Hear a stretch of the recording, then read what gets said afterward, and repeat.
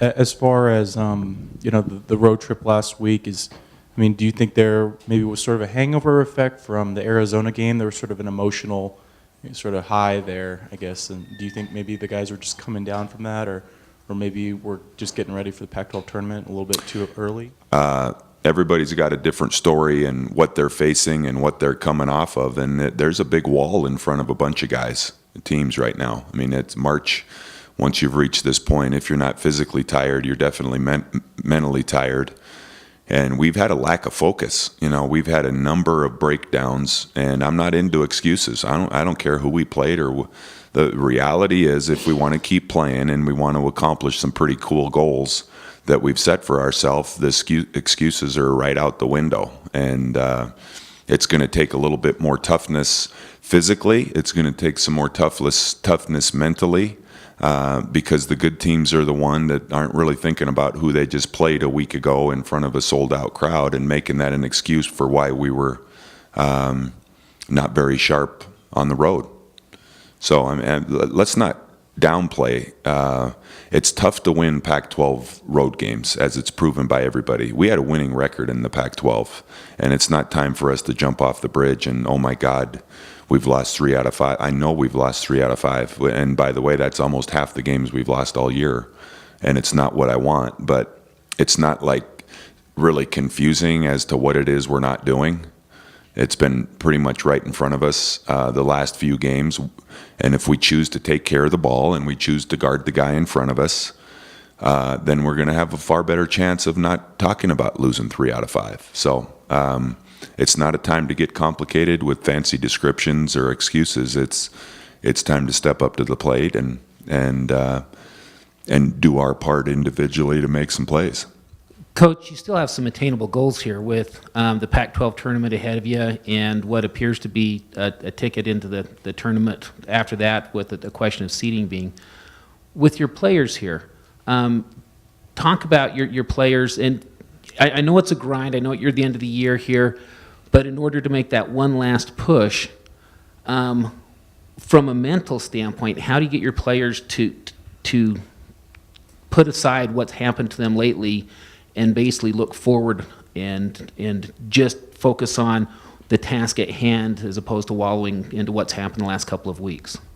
Yeah, again, I think, through my previous answer, without really repeating myself, is it's not that complicated, and it's not time. It always happens. The first sign of weakness and a little chink in the armor, then, hey, whoa, what are we going to tell the guys? What in the world are we going to do about what just happened? And, we don't need a shrink, and we don't need a big Yogi Berra, simplistic definition of it either. I mean, it's just, let's play harder. The reality is that we are an average team, as are a lot of teams when they don't play harder than the opponent. And in some of those losses, we didn't play harder than our opponent. The Oregon game, the Washington State game, the two in particular, that when you watch those games, and I have, after the fact, besides live, is that the other teams wanted it more and played harder and made some plays down the stretch. So we're not going to overpower anybody with our athleticism and strength, So the edge that we need is a mindset that, okay, let's take care of the ball, let's do some of the simple things, and let's make sure we're playing harder than our opponent. And that tip up to this point, when we've done that, good things have happened, whether it be on the road or at home. There's a correlation between those things. So even though it might seem like a complicated time of year where we've got to come up with some kind of, the genie's going to come out of the bottle and tell us here's the magic formula, it really gets back to right at the beginning of the year when we were getting guys down in a stance and trying to play really hard and playing with an edge and playing as an underdog,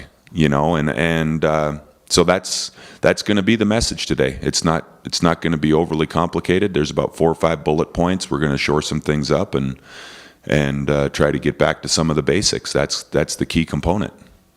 And I know you've had limited time with your players after the road trip here, and you'll spend a lot more time with them this week. Mm-hmm. But from what you've seen so far, no one should be happy about those losses. They should be ready to move forward.